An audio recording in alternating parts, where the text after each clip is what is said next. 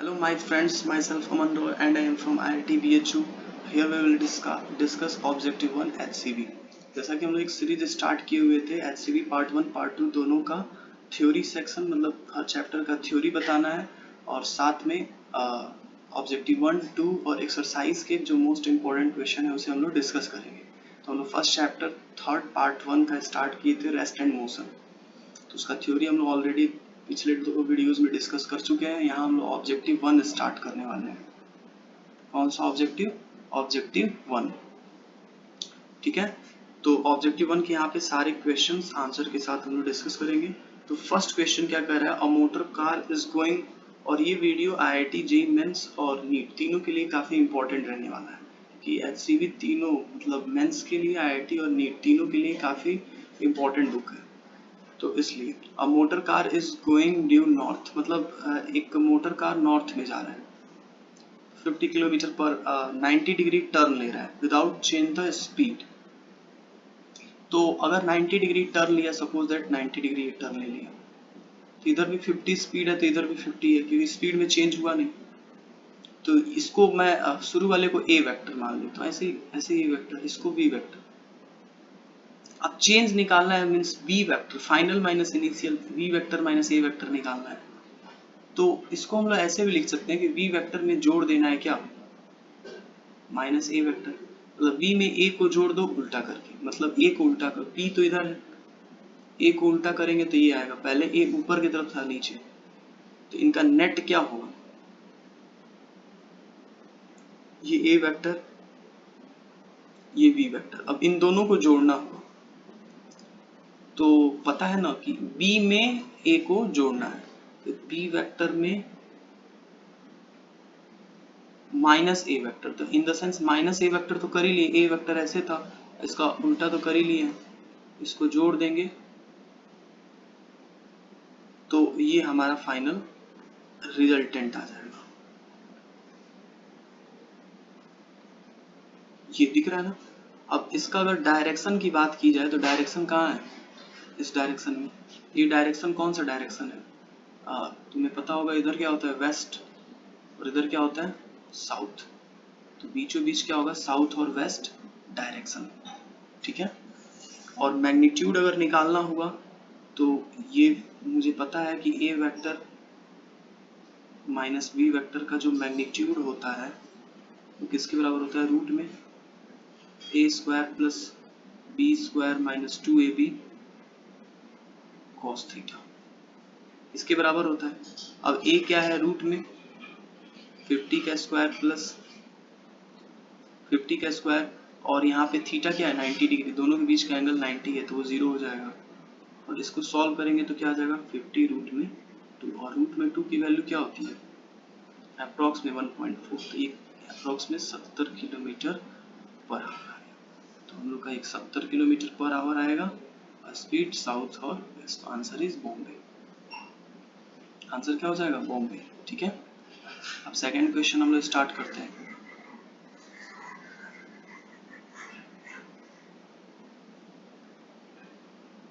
Second question क्या कह रहा है कि डिस्प्लेसमेंट कर दिया है, तो देखते हैं, अगर ध्यान से ये देखें तो ये x का इधर ग्राफ दिया हुआ है, ऐसे ऐसे ये x हो गया और ये टाइम हो गया, तो कंटिन्यूअस x तो बढ़ ही रहा है, लेकिन एक पर्टिकुलर टाइम के बाद, ये टाइम t0 है, इसके बाद डिस्टेंस कांस्टेंट हो जा रहा है, मतलब वो चल नहीं रहा है, ये डिस्टेंस बढ़ ही नहीं रहा है, x पे x यहीं पे है, इसका मतलब यहाँ 0 से t तक। अब इसका ऑप्शन हम लोग देखते हैं क्या दिया हुआ है।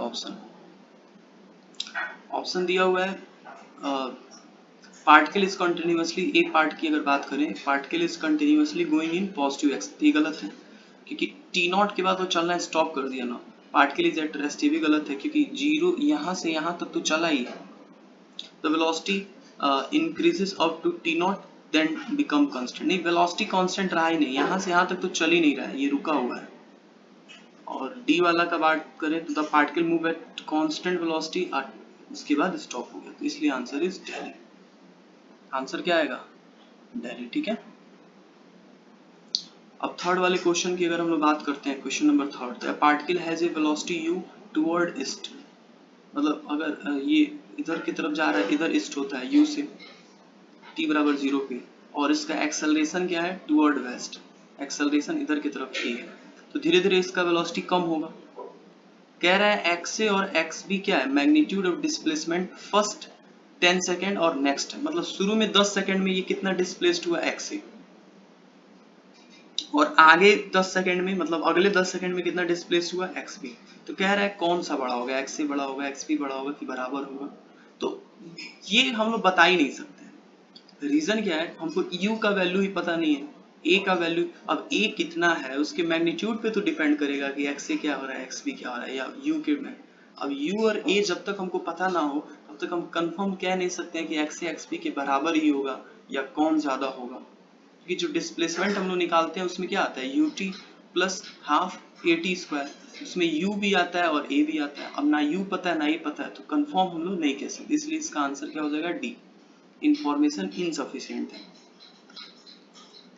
ठीक है,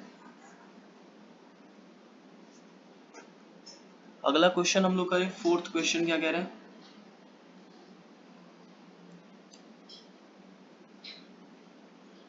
फोर्थ क्वेश्चन अगर हम लोग कहें तो क्या कह रहा है fourth question, a person travelling on a straight line moves, इसे मैं हटा दूं, a person traveling on a straight line moves with a uniform velocity v1 for some time and uniform velocity v2 for the next equal time, मतलब वो equal time में ये कर रहा है। जैसे यहां से यहां तक गया, मान लेते हैं t टाइम, फिर से यहां तक आया, इस टाइम को भी t मान लेते हैं, ठीक है। लेकिन ये इसमें v1 से चला है, यहां से यहां तक v2 से चला, तो हमको एवरेज क्या निकालना है, average velocity. Average velocity equals to क्या होता है, total displacement upon total time. तो टोटल डिस्प्लेसमेंट क्या होगा, यहाँ पे डिस्प्लेसमेंट क्या होगा, v1 इंटू टी, और यहाँ पे क्योंकि डिस्प्लेसमेंट वेलोसिटी इंटू टाइम होता है v2 इंटू टी, तो टोटल क्या हो गया, v1 T plus v2 T, और टोटल टाइम क्या हो गया, यहाँ पे भी t यहाँ पे भी t, तो 2t, तो t से t कट गया, तो जो एवरेज आ गया v1 प्लस v2 बाई 2, तो इसलिए आंसर हो गया इसका फर्स्ट। ठीक है, मैं इसे हटा दूं।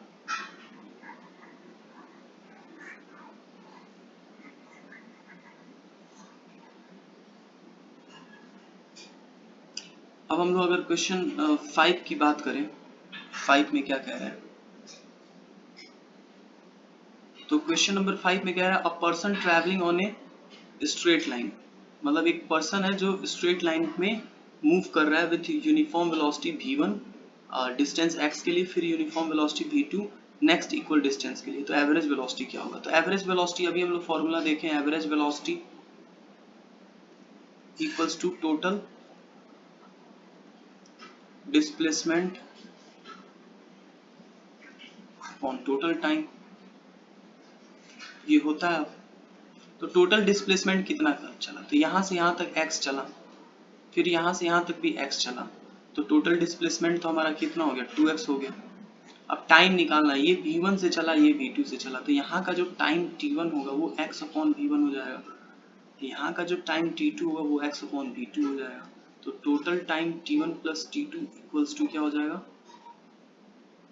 x upon v1 plus x upon v2।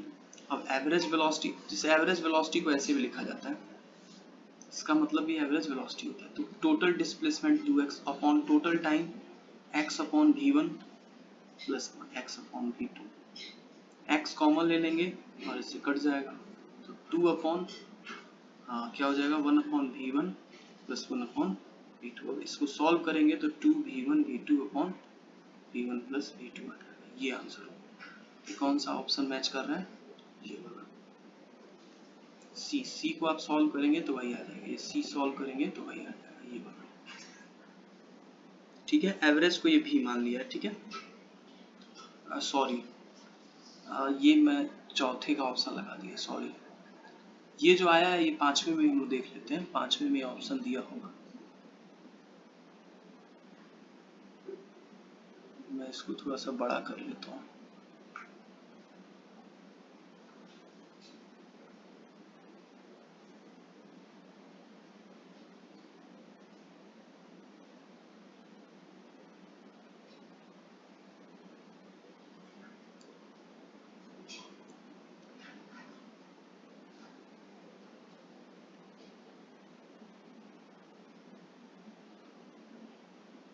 तो हम लोग का जो भी आंसर आया था फिफ्थ का वो क्या आया था, ये सी। ठीक है, मैं ये सब बता देता हूँ।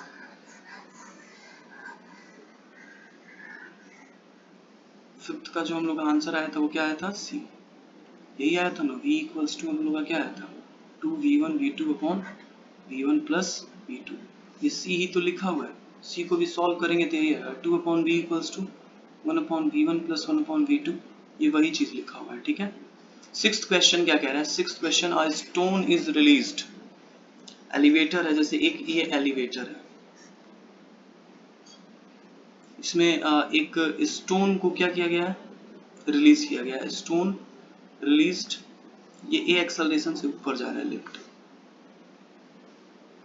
जैसे इसमें से अगर रिलीज कर दिए, ये स्टोन रिलीज कर दिए, तो एक सेकेंड, अगर यहाँ एक आदमी है सपोज दैट, वो एक हाथ से स्टोन पकड़ा हुआ है, तो अगर वो उसके साथ साथ ये जाएगा तो ऊपर किस एक्सेलरेशन से जाएगा, ए से। ये भी जाएगा और आदमी भी, क्योंकि लिफ्ट जा रहा है। लेकिन जब इसको ये छोड़ देगा तो अब ये तो लिफ्ट से कनेक्टेड है ही नहीं ना, अब इस पे एक ही बस फोर्स लग रहा है नीचे, ग्रेविटी का जी, तो इसका बस एक्सेलरेशन जी होगा, डाउनवर्ड डायरेक्शन, कि अब लिफ्ट से उसका कोई रिलेशन ही नहीं रहा, कांटेक्ट छूट गया है। तो ठीक है, तो इसका आंसर जी आ जाएगा। मैं ये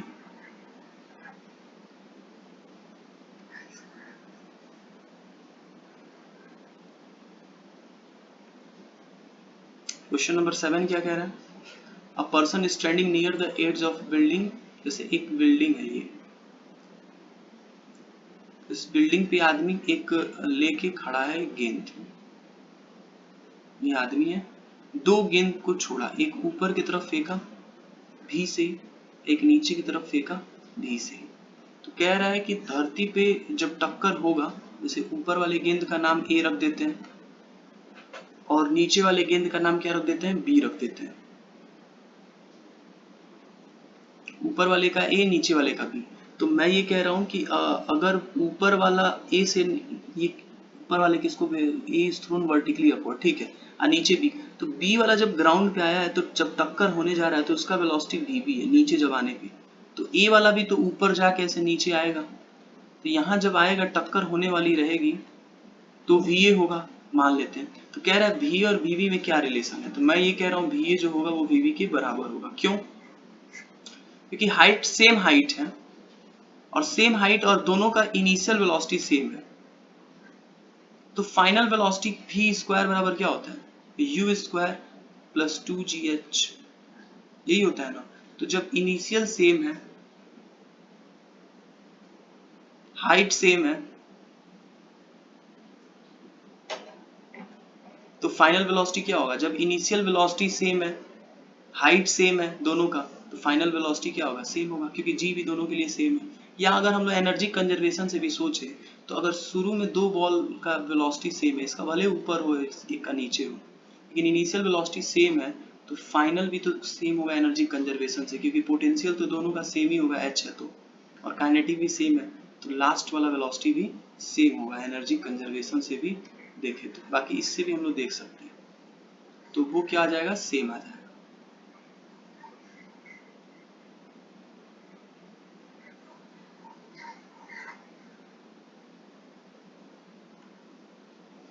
तो answer is C.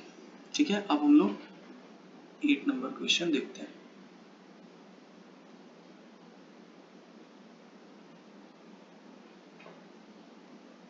Eight number question क्या कह रहा है कि अब प्रोजेक्टाइल मोशन में, जैसे प्रोजेक्टाइल मोशन जब होता है ऐसे फेंका जाता है, तो ये ऐसा पॉइंट है जहां वेलोसिटी इधर बिल्कुल होता है, वर्टिकल शून्य हो जाता है, जीरो हो जाता है, नीचे जी। ये एक ऐसा पॉइंट आता है जहां जी और वेलोसिटी में कितना 90 डिग्री का एंगल बनता है, तो इसमें सी आंसर होगा। क्योंकि the perpendicular to the acceleration for one instant only, केवल एक इंस्टेंट होता है जहां परपेंडिकुलर हो। क्वेश्चन नंबर 9 क्या कह रहा है,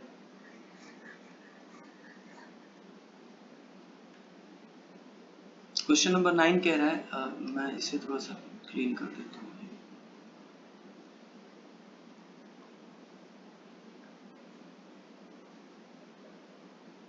क्वेश्चन नंबर 9 कह रहा है कि to bullets fire simultaneously horizontally and with different speed from the same place, which bullet will hit the ground. तो जैसे यहाँ से अगर हम लोग हाइट h है, दो बुलेट को फेंके तो चाहे एक को तेजी से फेंके, एक को और तेज फेंके, कितना भी तेज फेंके, लेकिन हमको टाइम पता है नीचे आने का, क्या लगता है रूट में 2h/g। वो वेलोसिटी पे डिपेंड ही नहीं करता है, भले तुम कितना भी तेज फेंको, टाइम तो यही लगने वाला है। और हाइट तो सबके लिए सेम ही है, इसलिए उससे कोई डिपेंड नहीं करेगा, बस वो किस पे, बोथ रीच साइमल्टेनियसली, मतलब एक ही साथ पहुंचेंगे। वो कितना, भले वो हो सकता है दूर जाके गिरे, ये नजदीक गिरे, लेकिन टाइमिंग जो होगा वो सेम होगा। ये वो h पे बस डिपेंड करता है। ये हम लोग कैलकुलेट किए थे, पुराना वाला वीडियो आप देख सकते हैं।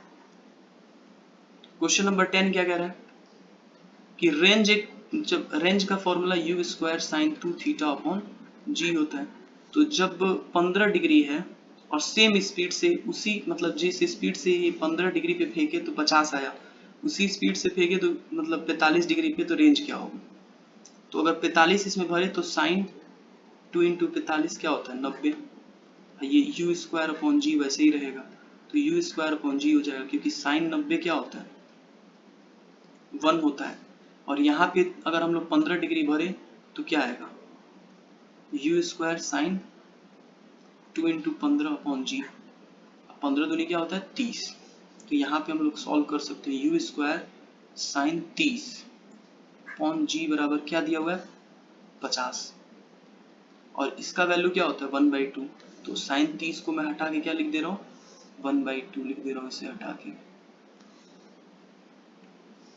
यहाँ पे 1/2 हो गया, ये 2 जाके उधर मल्टीप्लाई हो गया, तो u स्क्वायर अपॉन जी क्या हो गया 100। हमको u स्क्वायर अपॉन जी ही तो चाहिए था, तो मतलब वो कितना आ गया 100। आंसर इज, इसे ध्यान से कैलकुलेशन को समझिए और आपको क्लियर हो जाएगा।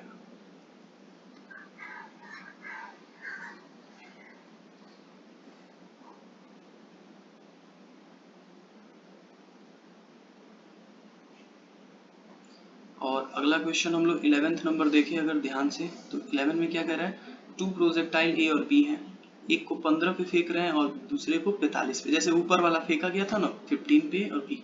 तो कह रहा है कि ए वाले का रेंज आ रहे हैं, अभी हम लोग देखे हैं कि पहले वाले में 50 था जिसको 15 डिग्री पे फेंके थे, और दूसरे जिसको 45 पे फेंके हैं उसका रेंज कितना आया था 100 आया था।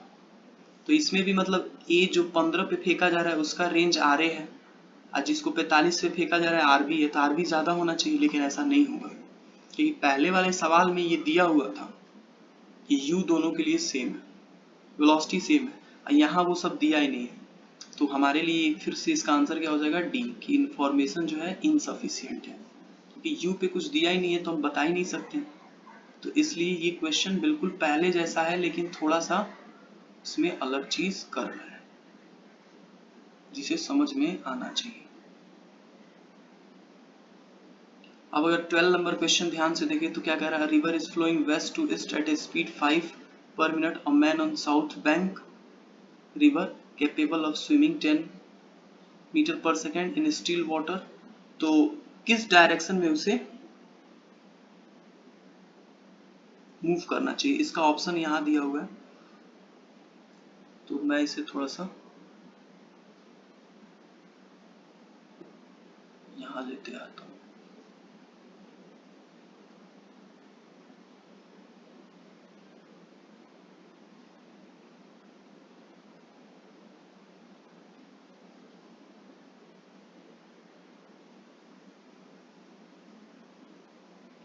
अब ये क्वेश्चन को समझते हैं।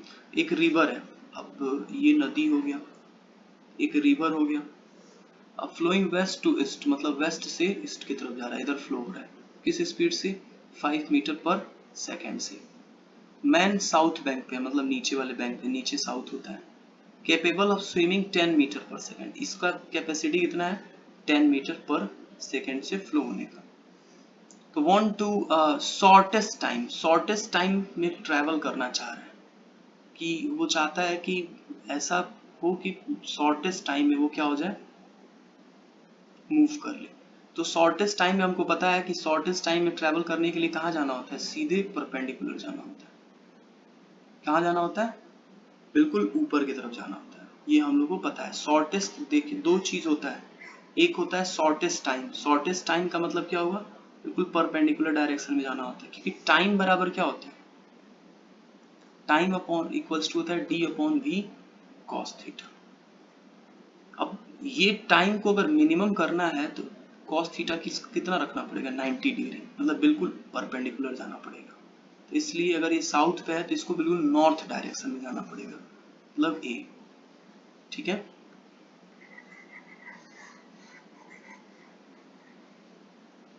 अब अगला जो 13 नंबर का क्वेश्चन है वो क्या कह रहा है, 13 कि ये अरेंजमेंट है,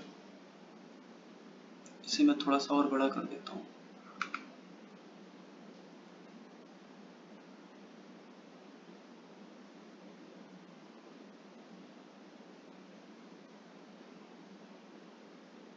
ये अरेंजमेंट है, ठीक है। इसमें ये कह रहा है कि अगर ये जो है ये भी से नीचे है, ये अरेंजमेंट में ये कह रहा है अगर ये भी से नीचे आ रहा है, यू से मतलब इन द सेंस, और ये इसको भी यू से नीचे खींचा जाए, तो ये जो ब्लॉक लटका हुआ है यहाँ पे एक ब्लॉक है, ये ऊपर किससे जाएगा। तो मैं ये कह रहा हूँ अगर मान लेते हैं ये ऊपर भी से जा रहा है, ठीक है, तो अगर ये नीचे यू से आ रहा है तो ये रस्सी भी नीचे यू से आएगा, तो इस रस्सी को भी ऊपर की तरफ, इधर की तरफ कितना जाना पड़ेगा, यू से। यू से क्यों जाना पड़ेगा, क्योंकि यू से अगर नहीं जाएगा तो रस्सी टूट जाएगा। अगर ये रस्सी यू से नीचे आ रहा है तो इस रस्सी को भी यू से जाना पड़ेगा और इस रस्सी को भी यू से। तो हम एक काम कर सकते हैं, अगर ये भी है तो इसका कंपोनेंट ले लेते हैं। इसका इधर की तरफ कंपोनेंट क्या आएगा, मैं बताया था कि कोई भी वेक्टर ए है अगर थीटा बना रहा है तो इसका इधर कंपोनेंट क्या आता है, ए कॉस थीटा। इसके परपेंडिकुलर डायरेक्शन में क्या आता है, ए साइन थीटा। ये मैं बताया था, इसे फिजिक्स में बहुत काम पड़ता है इसका। तो हम लोग देख सकते हैं अगर इस v का कंपोनेंट करेंगे इस डायरेक्शन में तो v cos थीटा आएगा, इसको किसके बराबर होना पड़ेगा, u के। तो जो v आएगा वो क्या आ जाएगा, u अपॉन cos थीटा, और ये हमारा क्या हो जाएगा, आंसर। ये वैसे जेई एडवांस में आया हुआ सवाल है, तो इसलिए हमारा आंसर क्या हो जाएगा इसका 13 का b, u upon cos theta. ठीक है, तो ये हमारा टोटल डिस्कशन था। ऑब्जेक्टिव 1 हम लोग का कंप्लीट हो गया। आगे की वीडियो में हम लोग ऑब्जेक्टिव 2 को भी डिस्कस करेंगे। अगर वीडियो अच्छा लगा हो तो लाइक कमेंट्स जरूर करें। तब तक के लिए थैंक यू, बाय बाय।